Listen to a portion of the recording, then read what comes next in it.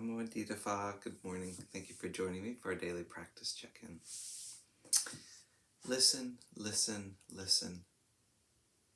This beautiful sound calls us back to our true home.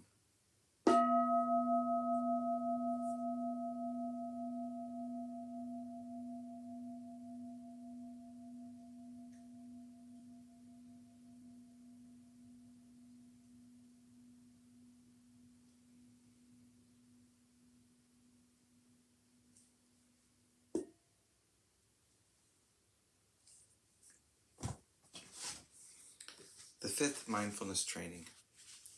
Aware of the suffering caused by unmindful consumption, I vow to cultivate good health, both physical and mental, for myself, my family, and my society, by practicing mindful eating, drinking, and consuming.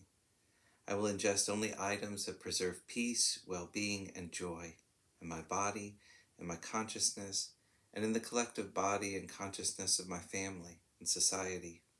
I'm determined not to use alcohol or any other items that contain toxins, such as certain TV programs, magazines, books, films, and conversations. I'm aware that to damage my body or my consciousness with these poisons is to betray my ancestors, my parents, my society, and future generations. I will work to transform violence, fear, anger, and confusion in myself and in society by practicing a diet for myself and for society. I understand that a proper diet is crucial for self-transformation and the transformation of society.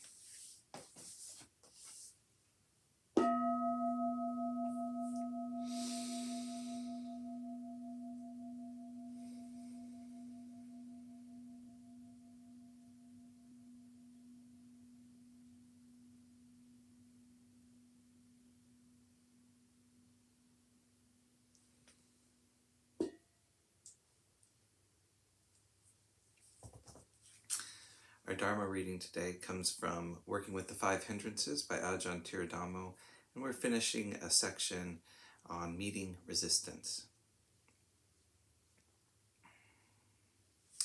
Several other means are mentioned in the scriptures. 5 ways to remove malice towards someone are to A. Develop friendliness towards them. B. Develop compassion towards them. C. Develop equanimity towards them. D. Pay no attention to them. E. Review ownership of one's own karma. 10 ways of removing malice are 1. Reviewing that someone has acted for your harm. You conclude that nothing can be done about it. 2 and 3. Reviewing that someone is acting or will act for your harm. You conclude that nothing can be done about it. 4 through 6.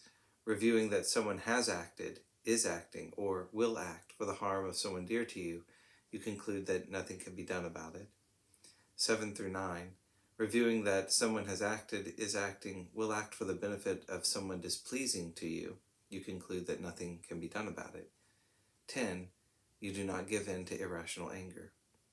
Perhaps similar to 13 above, but much more direct, is practicing forgiveness towards yourself and the difficulty or difficult person. It is important in this practice to include yourself, as any difficulty is a result of the interdependence of self and others. Also, it is helpful to involve as much of your being as possible, either by addressing the difficulty or a difficult person directly, or by involving body, speech, and mind as fully as possible, perhaps through some ritual act. A specialized practice for very challenging difficulties is to bring up a memory, an image, or the physical sensation of the difficult experience into the calm, clear mind. For example, if you can contact a peaceful state of mind, particularly during a period of formal meditation, use that skillful state of mind as a background and actively bring the difficult experience into consciousness. Try to hold that experience and contemplate it from a variety of angles. If it starts to gain strength or triggers off reactions, put it down and go back to the principal meditation object again. The idea behind this practice is that we usually resist unpleasant experiences as much as possible until they finally force themselves into our consciousness at a time when we are weak or vulnerable, and thus we feel overwhelmed and overpowered by them, or out of control and frightened of them. By intentionally bringing them up into an empowered, peaceful state of mind, we not only experience them in an entirely new way, but also cultivate more confidence in being able to deal with them more skillfully. At a certain time in my practice, I began having experiences of being taken over by irrational fear. Of course, my usual reaction is to analyze, so I asked, where did this come from? What is the cause of this? However, even the most sophisticated answer did not resolve the fear. I then realized that it was irrational fear, which seemed to arise at any time of the day or night. Just observing the physical reactions was very helpful for not letting it get totally out of control and ending in paralyzing panic.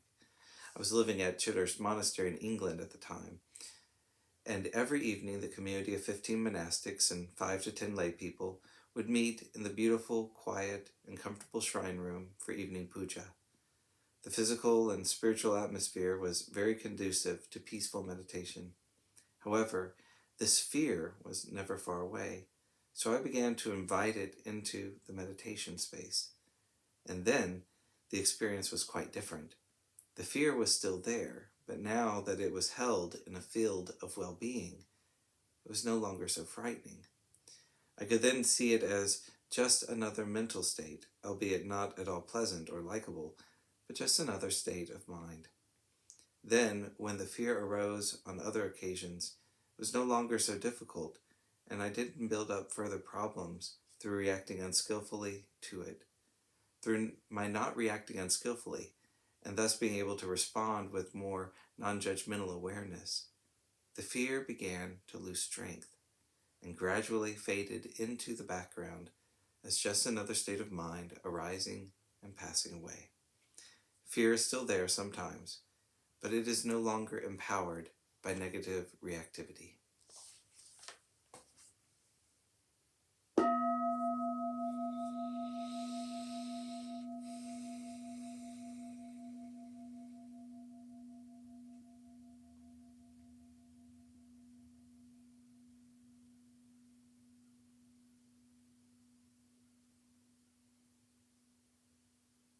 May all beings be well.